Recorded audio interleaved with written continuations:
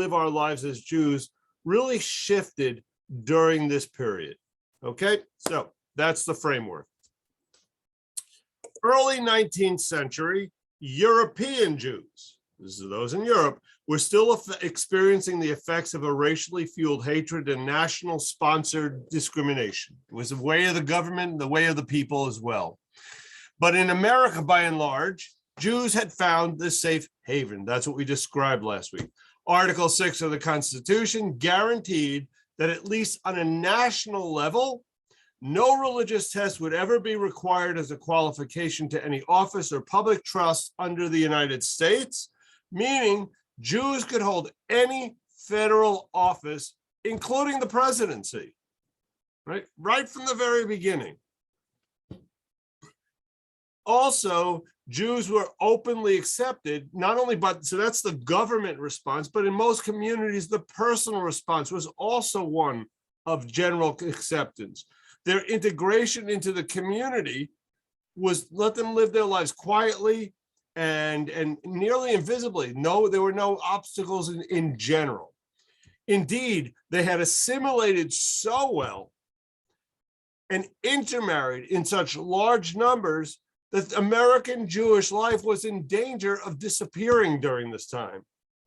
Jews were doing, we've heard this before, Jews were doing to themselves what fervent missionaries could not achieve. Okay? All right. That does not mean there was no anti-Semitism. Let's be real. Okay? So, all right. Despite the Constitution, the Bill of Rights, barriers to full equity still existed in local and state governments, and individual states operated under their own constitutions, and some maintained discriminatory formal legal practices well into the 19th century.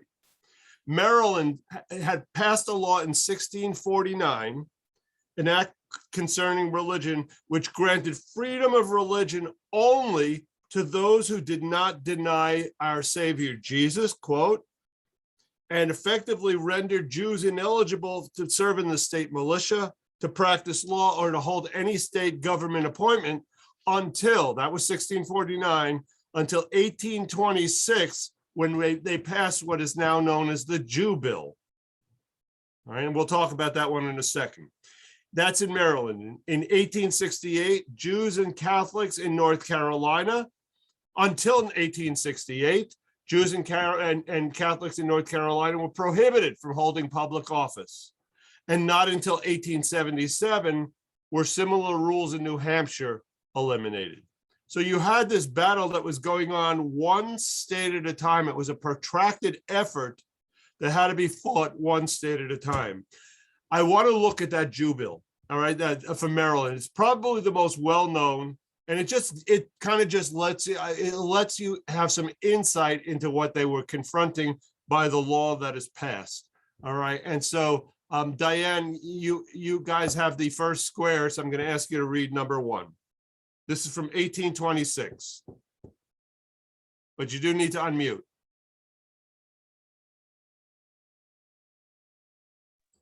Okay. Whereas it is the acknowledged right of all men to worship God according to the dictates of their own consciences, and whereas it is declared by the section of the Bill of Rights of the state that the manner of administrating an oath to any person ought to be such as those of the religious persuasion, profession, or denomination of which such a person is one, generally esteemed the most effectual confirmation by the attestation of the divine being. I don't know what that means. And whereas religious tests for civil employment, though intended as a barrier against the depraved, frequently operate as a restraint upon the conscientiousness, and as the Constitution of the United States requires no religious qualifications for civil office, therefore, okay, Section 1, be it enacted by the General Assembly of Maryland that no religious test, declaration, or subscription of opinion as to religion shall be required for any person of the sect called Jews as a qualification to hold or exercise any office or employment of profit or trust in the state. And it be enacted that every oath to be administered to any person of the sect of the people called Jews shall be administered and on the 5 books of Moses, agreeably to the religious education of that person and not otherwise. Okay, so essentially, law gets written when there's a problem. People don't pass laws for fun. All right.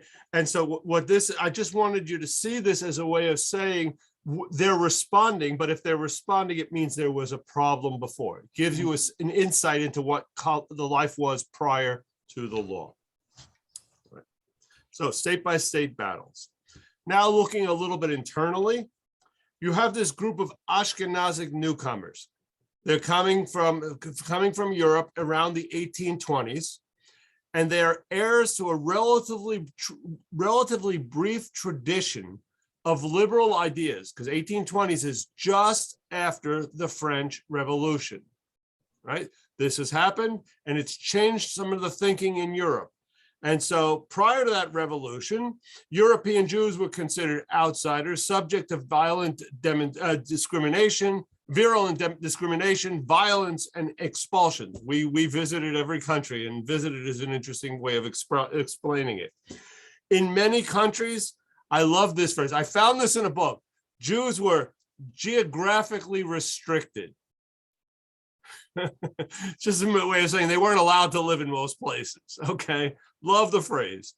In this liberal atmosphere created by the revolution, a debate opens concerning the treatment of Western European Jews.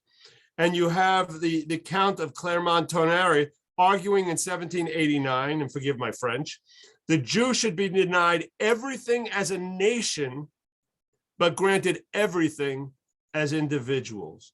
You're seeing a shift, all right? Your shift from your identity in the collective to this, you as a human being have rights unto yourself. And so Jews are no longer relegated to second-class status legally, but still within the population, there are old anti-Semitic feelings that exist. And so it takes decades and decades to implement this sense of freedom. Debate over reforming Jewish religious practices also begins to develop in Germany at the same time. You've got the Reformation playing out fully, and it's impacting the Jewish community and Jewish thought in addition. Despite that, most of the arrivals who come here to America in the 1820s, who've been exposed to this liberal and therefore they're open to come here, nonetheless want to recreate the kind of traditional worship that they had experienced in Europe. And they come to America and they look askance at the homegrown religious practices that had developed here in America. And so what they do instead, this is where you have the beginnings of new congregations. People coming in and saying, I don't like the changes that were made, will form new congregations. And so you go from the model of there's a congregation in New York for all New York Jews, you're starting to find multiple congregations. There's a lot of consequences of that decision. The synagogues began as traditional Ashkenazic houses of worship, reflecting the practices they were exposed to before. Yet, over time, far removed from the rabbis of Europe and the scholarship that they contained, even the new Jews instinctually choose positions compatible with an American ethos, making many of the European halakhic decisions that are out there seem at best irrelevant and at worst divisive. So now you have a world in which multiple synagogues are developing. Let's talk a little bit about reforming and the development of Reform Judaism to an extent. Contrary to popular opinion, the Reformation of Jewish religious practices in the United States did not begin with a mass mid-19th century migration from Central Europe. Rather, it began earlier. In 1824, as part of a local rebellion in a synagogue in Charleston, the only synagogue there. Some members of this congregation, known as Beth Elohim, where it was a traditional Sephardic or Orthodox liturgy prevailed, offered a petition to their leadership for modifications of the service. What is it they wanted? Well, the first is, I think everybody here in the room would say the same thing. We want a shorter service. Okay, right. There's an echo here somewhere. And the second was the introduction of the use of English as opposed to Yiddish. So sermons and other things to be given in the language of the land. The petition was denied. And a group led by a noted journalist and educator by the name of Israel Harby, Harby, they withdrew from the congregation and they established not a new building, but a new community, the Reformed Society of Israelites. On November 21st of 1825, Harvey, who's the first president of the synagogue, delivers an address in which he states the group's goals. He says they are to promote the true principles of Judaism according to its purity and spirit. Let me tell you a little bit what that means. The reforms that they're instituting were, one, the abolition of rabbinic interpretations. In other words, we live Judaism by the lens of the rabbis, not by the Torah. It is the rabbinic understanding of the Torah. And I'll give you an example of that in a few minutes. But they're basically looking and saying, we want to return to the purity of Torah without the interference of rabbinic interpretation. That's one. Two, we want to get rid of all these useless repetitions in the service. And three, we want to read or chant with solemnity. What's going on?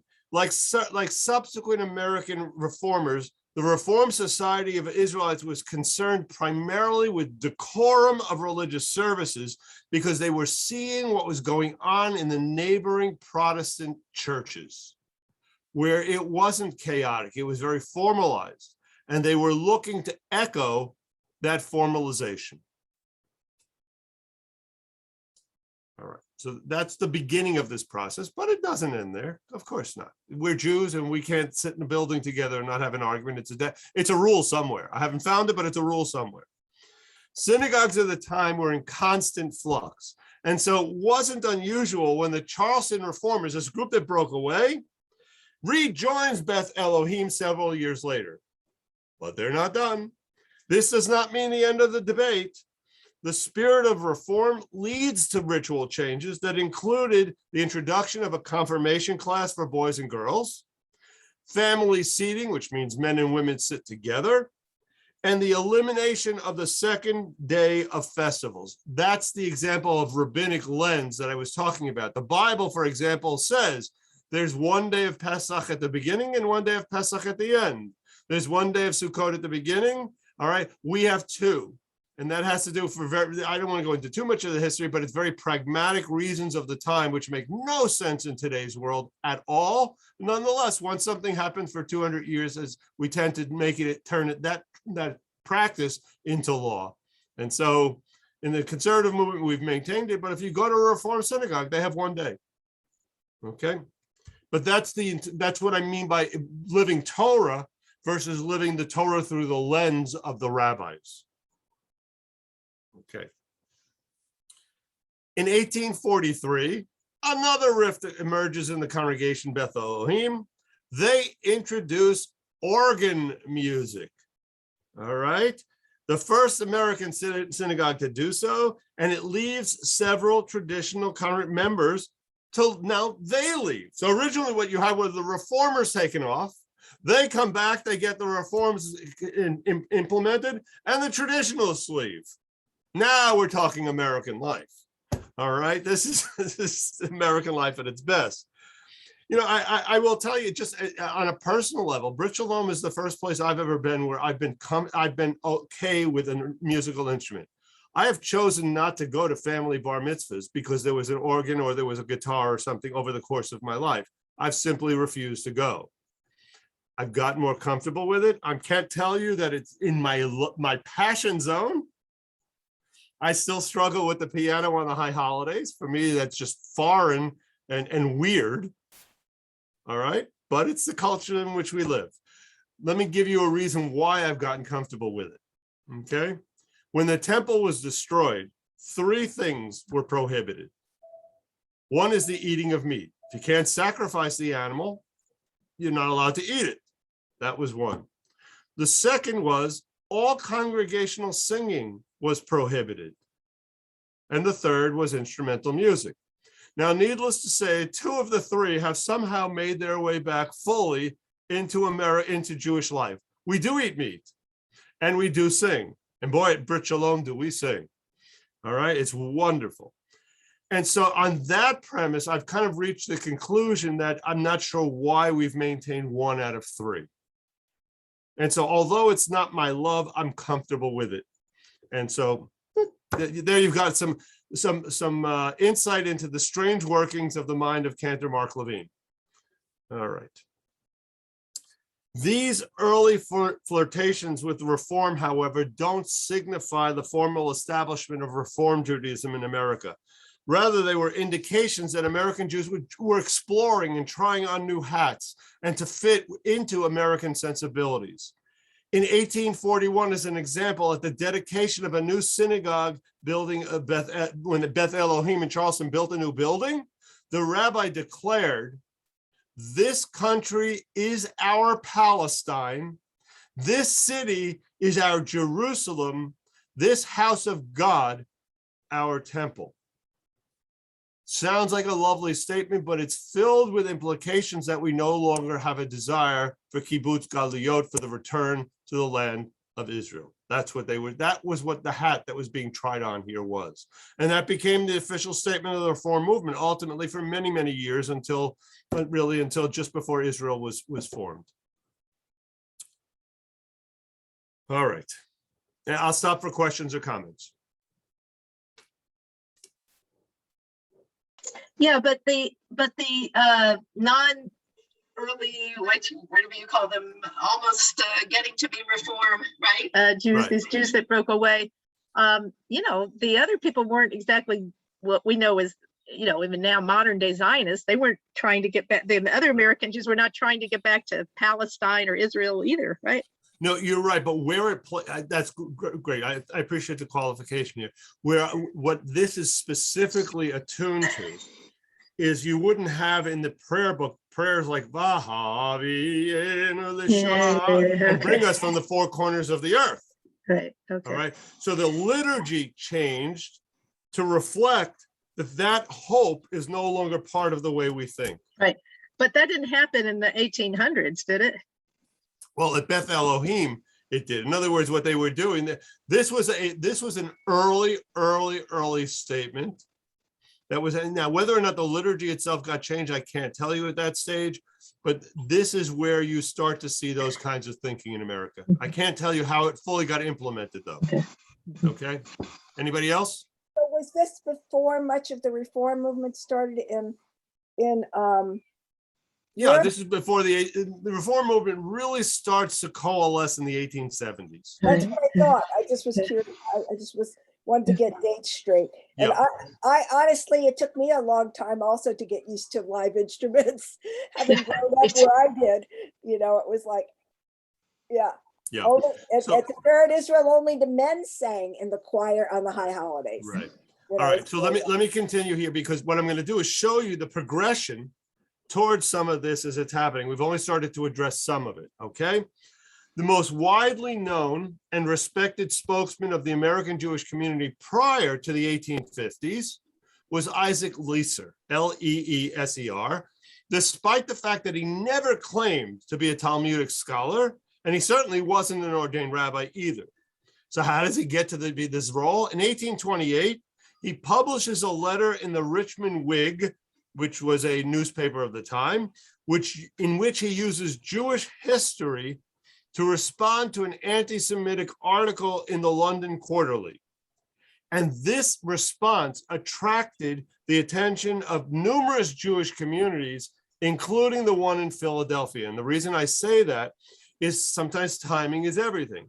And at that time, Abraham Keyes, who had served as the cousin of Mikveh Israel in Philadelphia, the one synagogue in Philadelphia, he died. And you've got an opening. And so Lisa is then hired as the Chazan of Congregation Mikveh Israel in Philadelphia.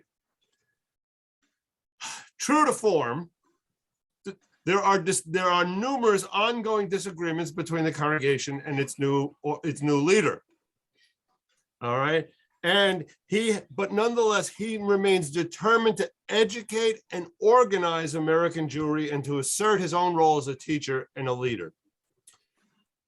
Desiring initially to maintain Orthodox tradition and practice, nevertheless, he really understood that education and adaptation were necessary if Judaism is going to flourish on American soil. And so at a time when Jews carefully observed the behavior of their Christian neighbors, he began to become very concerned with the lack of decorum in the synagogues. And you see this more and more.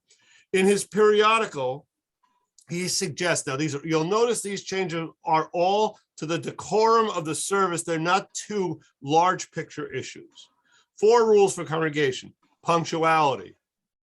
We still have a problem with that one. Number 2, silence. We still have a problem with that one. 3, controlling young children. I'll let you write your own midrash. 4, remaining to the end of service. Is that one we kind of got down? And actually, you should know that even in the Orthodox world, there are laws written that you cannot leave unless you guarantee there's still a minyan. People were thrown out of communities for trying to go to work if someone was prevented from saying Kaddish by your leaving. All right. So that piece of it is somewhat consistent. But you can see the others, all about decorum. All right. And he writes, there is no reason why a Jew cannot observe the Shabbat and the dietary laws meticulously and yet be a cultured, educated person. Now, however you feel, you understand his lens on what's going on here. All right, so that's the next piece. Finding work in America. All right, all these people have come to America. What's going on? Many of the Ashkenazic Jews who arrived in this early 19th century in the 1820s settled in the large port cities on the east where they landed. Some did make their way into smaller but growing cities such as Rochester and Pittsburgh and Chicago and Cincinnati. That's how you end up with the communities there. They entered the business world, but it's different. It's different from their Sephardic predecessors who were mainly merchants, and it's different from the other immigrants from other cultures of the time who quickly spread out and into farming life. These new Ashkenazic arrivals were incredibly poor, they were incredibly uneducated, and they didn't speak English. And so they tended to live together in clearly defined areas of a city, and they entered occupations that didn't require English. And you have here the beginning of garment making and peddling, because it was an open door to the non-English speaker. That should be ringing a bell with all of us as we think of the Lower East Side, for sure. Comments, thoughts? This was still the 18 what? We're still talking, this is the early 1820s, 1830s. This is early times for the Ashkenazic community that comes over here from Germany. We're going to, in a few minutes, we'll talk about a later wave that comes here as well of Ashkenazic Jews from Germany. This is the initial group. Okay. If you remember back to 1654, the 23 settlers, we talked about them multiple times in New Amsterdam, were allowed to stay on the condition that they would be responsible for the care and feeding of the poor amongst them. They could not become public charges. We talked about that. That was part of Stuyvesant's ruling in allowing them in. So what happened is the city's synagogue began taking over those responsibilities over time. But beginning in the 1820s, I described for you the emergence of competing institutions, of competing synagogues. And what that does is it dilutes the community controls of the earlier synagogues. And so no one's sure who's responsible for what. In that world arises new kinds of organizations, philanthropic organizations outside of the direct control of the synagogue. They're responsible for things like free matzah at Passover, coal for the winter, burial of the indigent, and education of poor children, all seen as communal responsibilities. So as examples, in 1815, Rebecca Gratz founds the Philadelphia Orphan Asylum. 1819, she helped found the Female Hebrew Benevolent Society in Philadelphia, which aids the impoverished Jews. So you can see where federations are on the horizon. You can see where organizations that care for the poor are out there waiting to emerge, because no longer do you have the local synagogue, which cares for everybody. You have competing interests. And so people get lost. Hovering over all of this is the threat posed by Christian missionaries who used aid, financial aid, as a key to conversion, ready to pounce on the poor. This is what happened in Gaza. How does Hamas get elected in Gaza when they're given their freedom, 15 years ago, whatever, a decade and a half ago? Is because Hamas walked around and gave out food. They walked around and gave out things people need, and so people voted for them. If you can take care of people's individual needs, they are much more open. And so the Christian missionaries began that process. Nonetheless, what happened was a boomerang, because what they did instead was encourage Jewish philanthropy.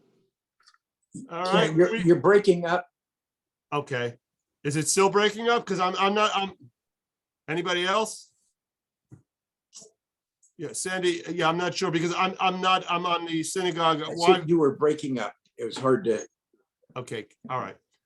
So Still. What happens in response to the And you're missionary? freezing somewhat. Sandy, I think it's on your end, because nobody else is seeing the freezing. Oh, okay. Sorry. Okay. So as a result, Jewish philanthropies step up and take care of the poor. And so as a result, you begin to see the emergence of organizations. All right. Okay. That's where we leave it with that group. Next. So that's the first group. You asked me the question, when is this? This is the 1820s. At this time in 1820, there are only 3,000 Jews in America. 3,000. By 1840, that number is 15,000. By 1860, however, it is 200,000. And so what you've got is a huge increase, where the first wave was really small numbers. You're talking about, you've got between 3,000 and 15,000. Somehow that number grows to 200,000, because there's now a flood of Central European Jews who are seeking refuge from ongoing revolutionary strife, worsening economic conditions, and anti-Jewish legislations in the German-speaking countries. All right.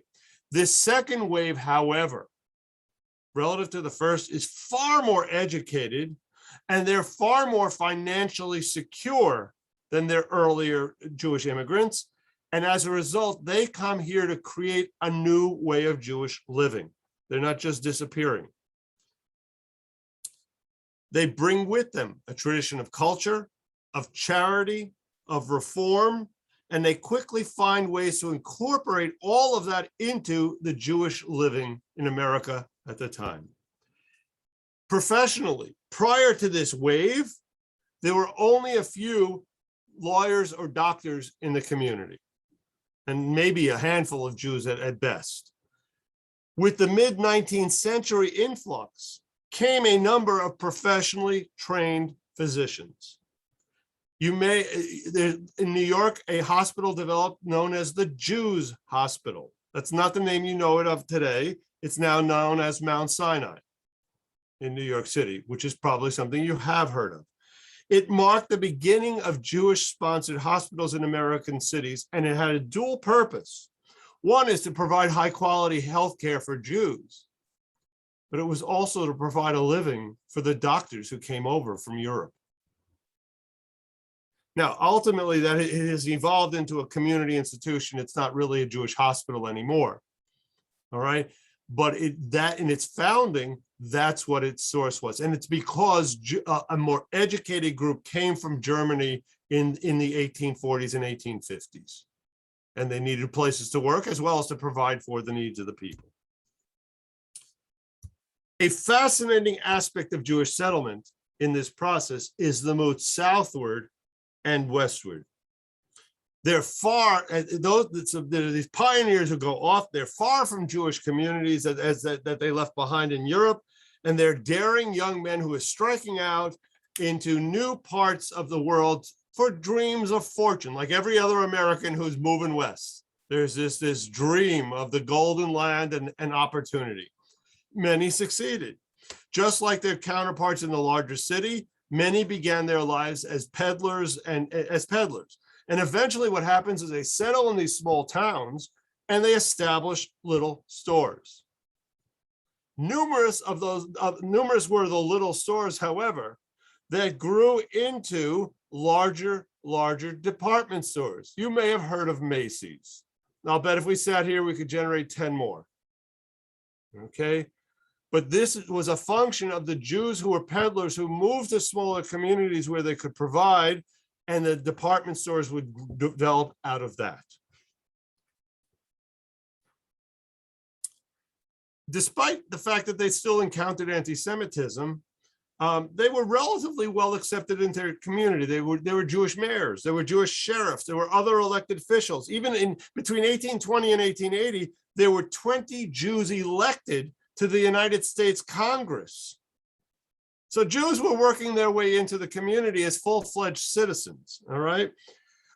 Coming to Texas, I don't know if you knew it, but a Jew fought at the Alamo. All right. Among the many men and women who fell defending the Alamo from the Mexican army in 1836 was a young Englishman named Anthony Wolfe, who was serving as a private in the army of the Republic of Texas. He was probably the only Jew there, and according to the lore, he's one of the last defenders to be killed. So we have this movement to Texas. We also have, as well, a movement to California. There's a gold rush that happens, all right? And this entices young Jews to the Pacific, where they, not necessarily going in search of gold, but what they do is they open small shops that serve the miners who are looking for gold. Most of the 4,000 Jews who go to California in this time were single, young, entrepreneurial men. And they also looking for Jewish communities that they could find. They're looking for each other. Like most, I don't know what the joke is here, but there's a joke here somewhere. They did not get into the mining. They didn't want to get dirty. All right, from the outside world, it's inside it's a joke, outside it's not a joke. All right, and so what they do instead is get involved in supporting those who are doing that. And I think, it reminds me of I spent a year in Palm Springs, and there's two kinds of people in Palm Springs: the elderly and those who tend to the elderly. All right, those are the two groups that are there. And so what you've got here are the miners and the people who are tending to the miners. Okay. The Jews in particular wanted economic stability and the possibility of family growth. And the reality of it is, to be a miner meant to move from place to place to place to place in search. And it doesn't allow for the construction of a family dynamic. Right. And so they chose a different model. And they set up dry goods supply businesses. They also founded fraternal clubs in far-flung mining towns, specifically San Francisco. Diane, we're good with this? Yeah. Okay. All right. Yes. Okay.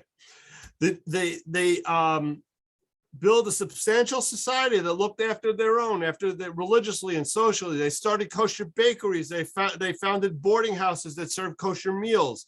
They established synagogues, religious schools, relief organizations. They had a newspaper.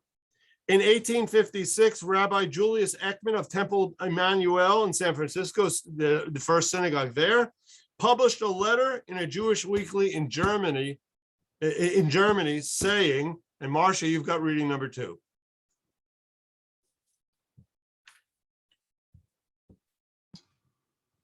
The lure of gold, he wrote, which brought people from all lands in 1849, also brought with it a number of Abraham's progeny, who have in the meantime expanded their population to such an extent that there is no town in California where not a few of our brothers are settled. The number of them in San Francisco alone is probably around 7,000. Now, I want you to compare that. In San Francisco alone, 7,000, 1820, 3,000 Jews in the entire United States. Clearly, there's been a change. All right.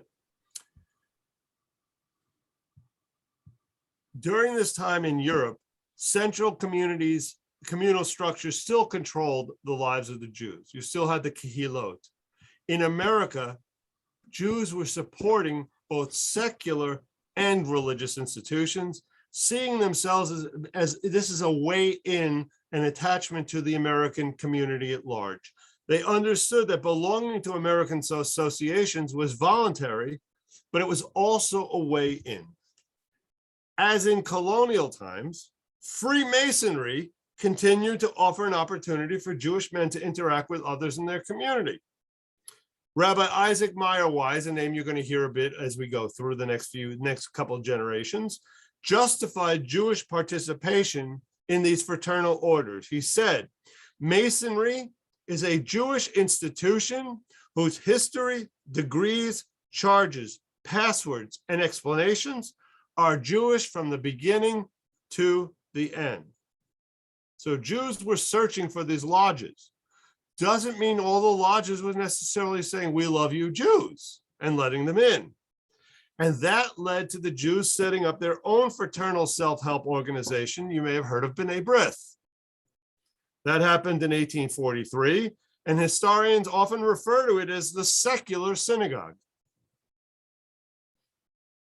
The non-synagogue-based fraternal, social, and philanthropic groups, because by their development, in turn, allowed rabbis and their congregants to then focus on religious practices instead of all the other things that now these other organizations were handling. And over this time, you see an array of organizational choice and commitment to communal services, which become the hallmark of American Jewish identity. So reading number 3, Sandy or Leslie, you've got this. It's the founding of B'nai B'rith.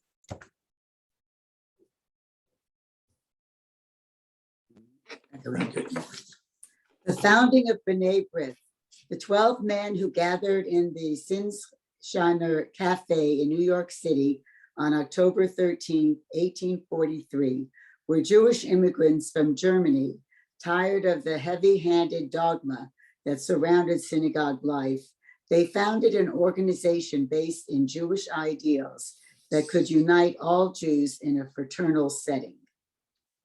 The independent order of B'nai B'rith, in a preamble to its constitution, stated its dedication to, quote, uniting Israelites in the work of promoting their highest interests and those of humanity, of developing and elevating the mental and moral character of the people of our faith, of inculcating the purest principles of philanthropy,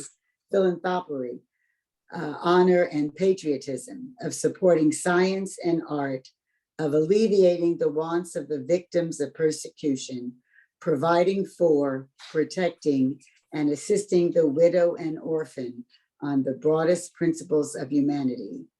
They formed themselves as a secret organization with regal degrees and passwords, adopting rituals commonly used by other fraternal organizations. By 1880, there were over 300 B'nai B'rith lodges throughout the country with thousands of members.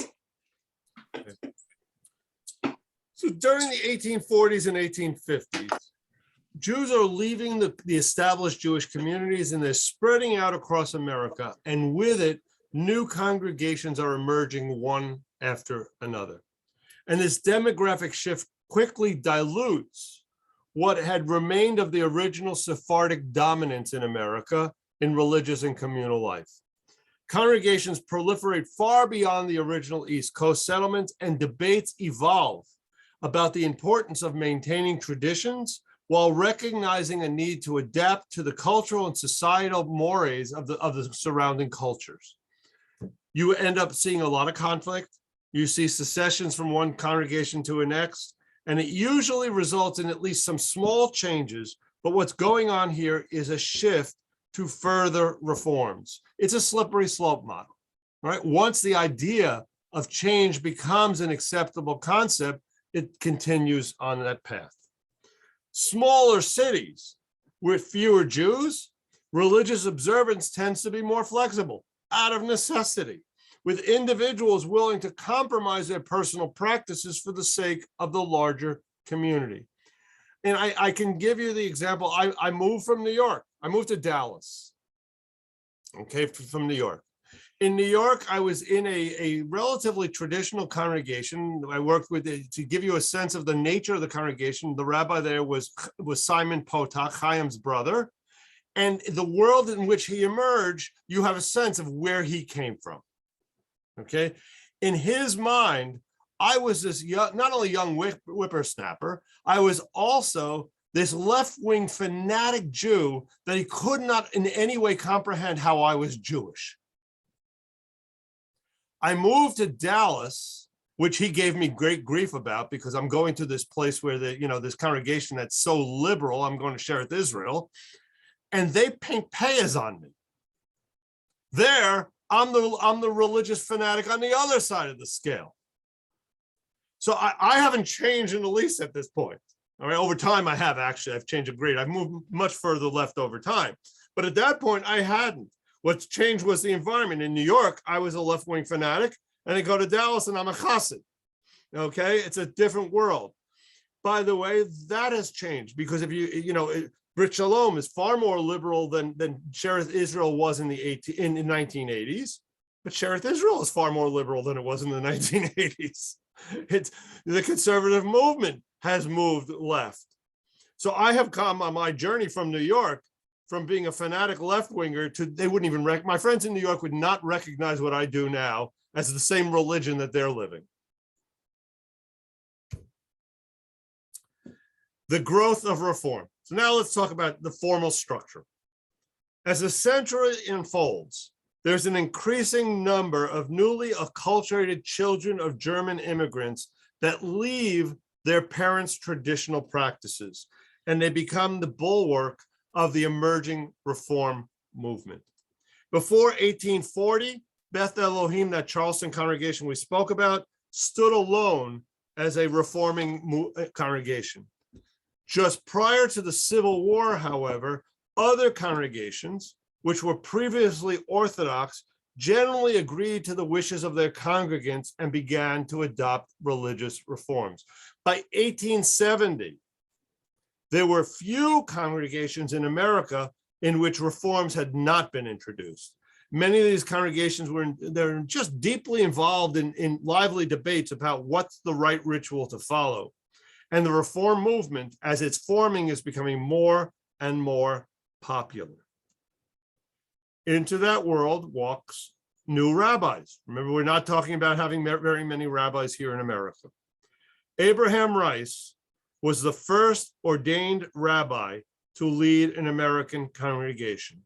He arrives in 1840 from Bavaria and becomes the religious leader of the Baltimore Hebrew congregation. Now, again, remember, there's not multiple congregations yet. All right, so he's the rabbi in Baltimore.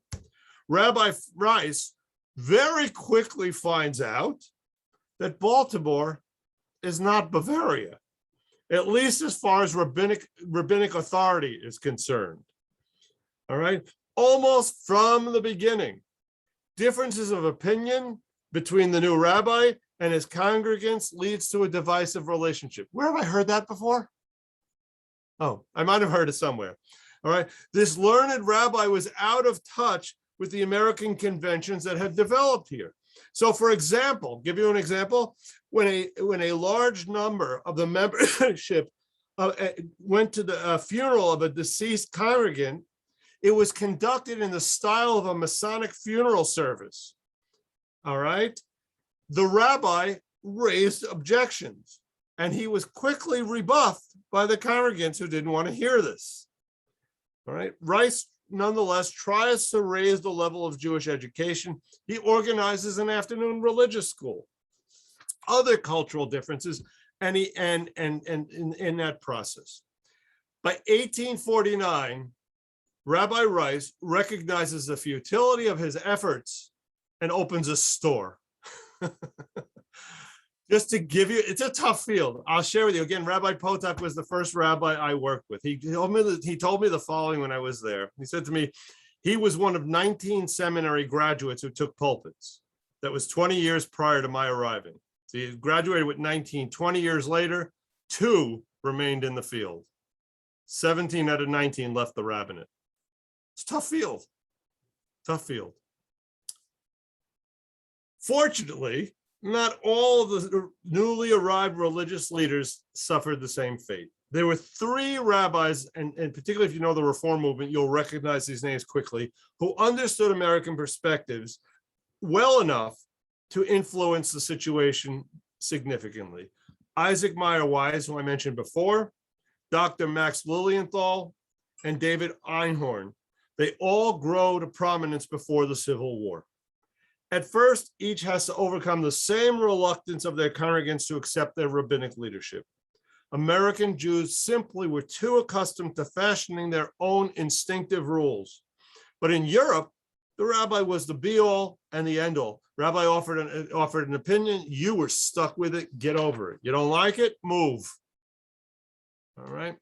In America, congregational power rested in the hands of the lay leaders. And so rabbis, for the first time, were being seen as paid employees subject to the whims, the Jewish whims of Jewish practice by a less educated laity. Rabbis like Weiss, Lilienthal, and Einhorn undertake to redesign the synagogue following the models of the Protestant churches, with the pulpit as the central feature. And there's 2 readings here, one by Wise and then one by Lilienthal. And so let's see, Amy, would you read the one by Wise? And Sandra, would you read the one by Lilienthal? Bavakasha. Yeah, I don't have that in front of me. Let somebody read because it's on my other computer. Okay. Okay. Thank Is that Amy? Who said that? Amy? No, I can read. I have. Okay, all right, if you would read, and then Rona, if you'll read the second one. Isaac Meyer Wise. Although there was no single founder of American Reform Judaism, Isaac Meyer Wise is credited with organizing the movement. He arrived in the United States in 1846 to become rabbi of Congregation Bethel in Albany, New York, an appointment that was not without controversy.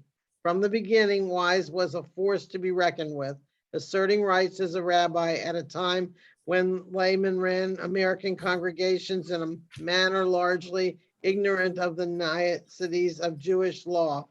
He instituted the use of family pews, abolishing separate seating for women, counted women in the minyan, gave sermons in English, and presided over confirmation ceremonies. After enduring a series of conflicts with the congregation, including a punch on the nose delivered on the bima on Rosh Hashanah by the congregation president, Wise assumed the new pulpit at Congregation Ansh Emet. Yeah, that would probably be cause for me to leave too, I think. Please keep going. After 8 years in Albany, Wise was named rabbi of Congregation B'nai Yeshurun in Cincinnati, Ohio, and there he spent the last 46 years of his life. In 1857, he published a new prayer book, Minhag America, in both English and German editions, which was widely used. He hoped that all American congregants would adopt, leading to a single ritual throughout the country that would unite all American Jews under a single religious umbrella. In this, he was not totally successful, as more traditional congregations rejected the idea. Certainly, though, Rabbi Wise attracted a large following among the upwardly mobile, rapidly Americanizing Jewish burghers who were his people. In 1873, Wise created the Union of American Hebrew Congregations, uniting 34 Reform congregations. 2 years later, his drive for an American rabbinical school became a reality with the establishment of Hebrew Union College in Cincinnati, with 13 students. Okay, that's Rabbi Wise. Rabbi Lilienthal. Rona, you need to unmute. Got There it. you go. Okay. Dr. Lilienthal's reputation in Europe had preceded him in America. A graduate of the University of Munich, he was named principal of a Jewish school in Riga, Latvia in 1839. Induced by the Russian government to help establish schools throughout the country that would teach Jewish students secular and religious subjects, he soon discovered that the ulterior motive of the Russian government was not benevolence, but conversion. In disgust, I assume that was, he left for America. In an unusual arrangement upon his arrival, due to financial considerations, 3 German congregations in New York hired him as their joint rabbi. In the sermon on the occasion of his installation, he noted that Judaism was split at present into 2 parties. The one exclaims, holds fast to the ancient institutions, while the other says, onward, onward is our motto. Onward is the watchword of our times. He called for the support of schools to provide religious education to children and told his congregants it was his duty to introduce order and decorum, I think, into our houses of worship. He quickly divides a rotating system that allowed members of all the synagogues to assemble on the Sabbath to hear his sermons. Like Rabbi Wise, Dr. Lilienthal underwent an American baptism by fire before his leadership became accepted. But ultimately, both these rabbis legitimized new modes of Jewish practice that enabled congregants to feel the Jewish observance did not have to undermine their American respectability. Okay. One more paragraph. Yeah. Oh, sorry, it's on the back. Under Einhorn's? No. Yeah. Yeah, okay. Under Einhorn's outspoken liberal leadership, the nation's first strictly reform congregation began to make major changes in its practice. He composed the creative prayer book Olat Talmid, which removed all references to Zion, the Yom Kippur Kol Nidre prayer, and the Musaf service for Shabbat and weekdays. In 1894, his prayer book became the model for the Reform movement's classic Union prayer book. So was that the rest of the reading 5? Yes. It switched a different name there, Einhorn. Yeah. So it added Einhorn. Yep. Yeah. So the rise of Reform Judaism in Germany leads to a series of rabbinical councils that trying to standardize religious practice, and that carries over to America. There's a Philadelphia conference in 1869 in which they create the classical Reform period of a universal and a scientific approach to America. And then you have the Pittsburgh Conference, the Pittsburgh Platform in 1885, which distills a number of circulating ideas that have been going on for more than 2 generations. Reading number 6, and just for the sake of time, I'm going to read it. We consider ourselves no longer a nation, but a religious community, and therefore expect neither a return to Palestine nor sacrificial worship. So there you've got an official statement of this is our homeland. All right, we hold that all such Moses and rabbinic laws as regulate diet, priestly purity, and dress originated in ages and under the influence of ideas entirely foreign to our present mental and spiritual state. We accept as binding only the Torah's moral laws and maintain only such ceremonies as elevate and sanctify our lives. And I do remember a conversation with Rabbi Shelley Zimmerman in which he made this point that for Reform Judaism, it's not that mitzvot are not commanded. Ritual mitzvot are not commanded. Moral mitzvot are. Okay, that's a distinction that is made within the movement. Despite the wide differences within the Reform movement, all right, there's a lot of difference. By 1880, 90% of American congregations are Reform. By 1880. Now you remember, you know what's happening in 1881 is the move from Russia. All right, that's what's happening. But by 1880, 90% of the congregations are Reform.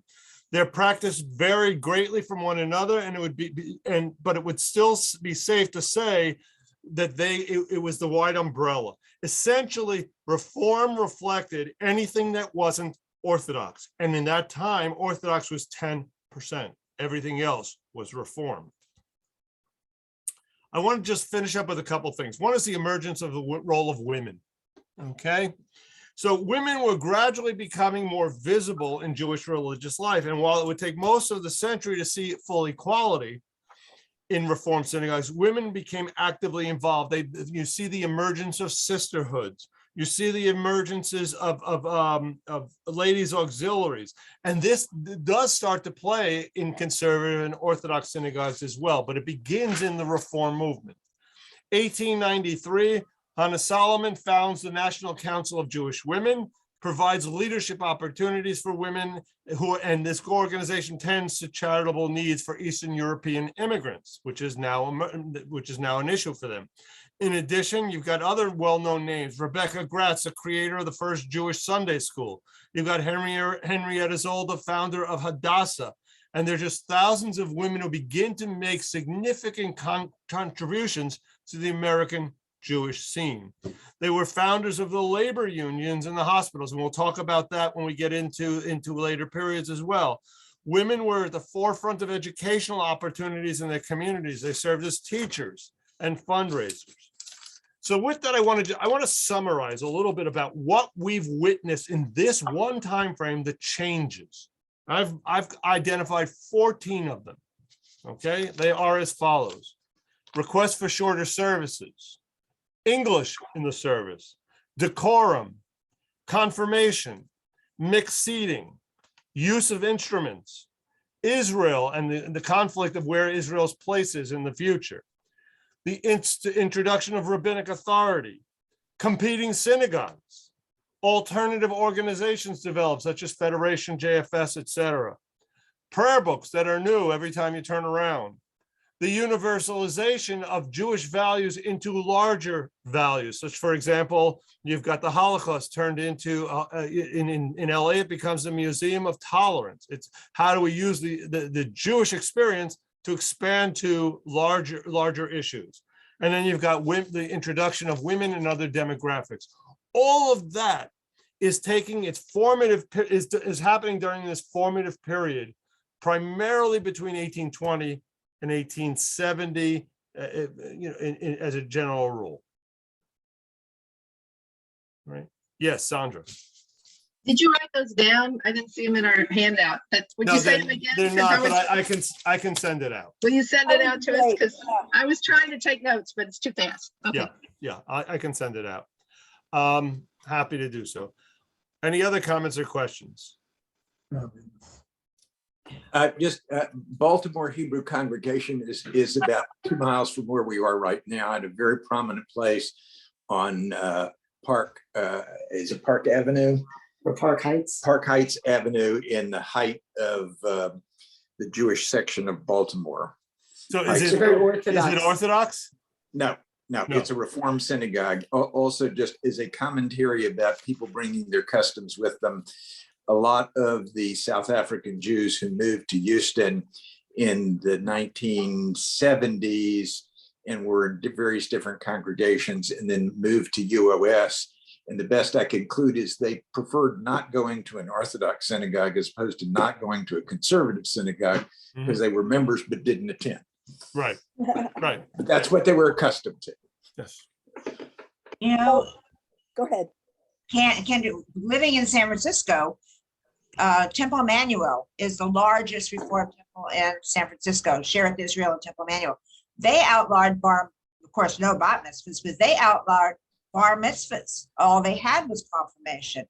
So it took a long time to reintroduce the bar mitzvah. Well, Why and did they do that?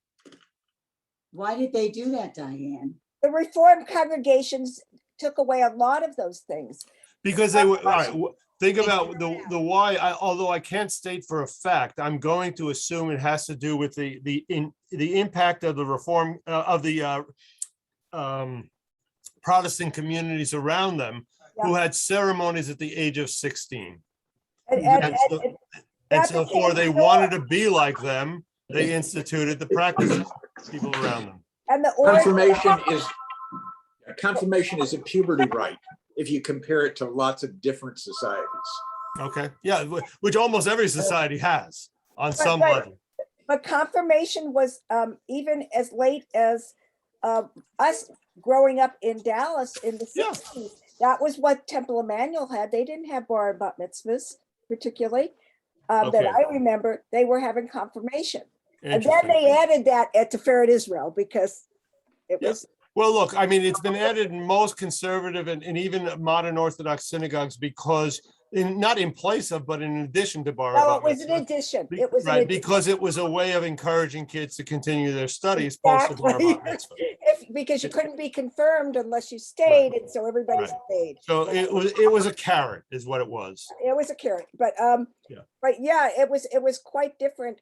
Going to having moved from New York and not really going to much of any synagogue except maybe a little shul, with my dad, to walking into Emmanuel, which I felt was like church with my neighbor. Yeah, they have over 3,000 members, and it's like it's very, very. It was high reform at the time. It was the organ in the front and the choir, and it was like, this isn't a synagogue to me. It was Yeah. like very It, difficult. it has changed. I know Shelley Zimmerman was a lot more traditional, and I know David Stern, who's now there, is also a little bit more traditional. And so there's been a shift back, as has the entire reform movement. It's shifted here. I taught at Emmanuel for 28 Yeah. years and watched it shift. Mhm. So Cantor, Yes, why did the reform movement want to do away with the bar bas mitzvah? I can see they wanted confirmation like the others. all right. but I'm going to answer a question with a question. That's so Jewish. Yes. Why did they get rid of taluses? Why did they get rid of kippot? And services on Sunday. Yeah. So Leslie, you asked the question. Why did they Yeah. get rid of it? Because they were distinctively Jewish, and it marked them as different. But it's okay to be different. This is not a place to debate that. I'm not trying Yeah. to say they were right or wrong, Right. but okay, I'm I trying to gotcha. understand their logic to the process. Yeah. Traditional reform also moved services to Sunday often. Yes, they did for a period of time. Yes. Period of time. Yeah. Enter. Yes. Jerry. Houston, Beth Israel was Orthodox as when they were founded. Who was? Beth Israel. I didn't know that. And I think they were the first synagogue in Houston, period, just like you were talking about. But one of the things, and I guess you'll talk about it next time when we meet, is the reason that there was a lot of Jewish hospitals formed. And I went to Albert Einstein, which was formed by Yeshiva University, because there was a lot of anti-Jewish admissions, and Jews were admitted to quota. And that's not only to medical school, but I'm sure it was to law schools as well. Mhm. And even in the 1960s, which is when I graduated a long time ago, I remember.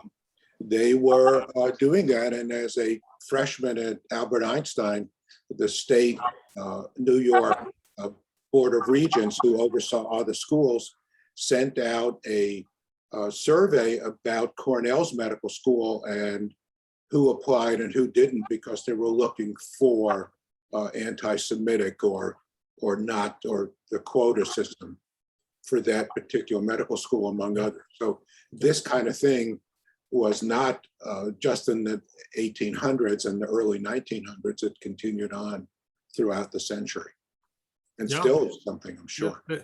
Look, I mean, I know there are clubs in Dallas, the Columbia Club, the Jewish club that developed because Jews weren't allowed into the clubs. Right. It's not 100 years ago. It's during our life. This group in particular is our lifetime. Yeah. We know from this, right? And there's a Jewish golf club in Houston. Is there? Yeah, Yeah. and I'm Yeah. sure it developed for the same reasons. There was a Jewish country club in Houston when we moved here, Westwood. Yeah, Westwood is now just a golf club, I think. Okay, Wow. but it was a country club at that Yes, point. yes. All right. So next time when we meet, just first of all, what I'm trying to do is just to have a sense is keep my Thursday and Sunday class together. And that's what, when you look at the calendar, you'll know I have 2 Sundays in a row that I'm not available. Therefore, I'm done doing the Thursdays. I want to be teaching the same class twice in a week, or I'm going to go out of my mind. Okay. So that's the logic. So we're meeting again on the 18th. What we're going to do then is a little bit of a step back to some degree, but we're going to look at the Civil War, Jews in the Civil War. Okay, that's our goal for that period. Okay, have an Gotcha. amazing weekend. A good Shabbos, everybody. Yes. Good Shabbos, everyone. Thank So you. good to see everyone. Bye-bye. Bye-bye. Thank you very much.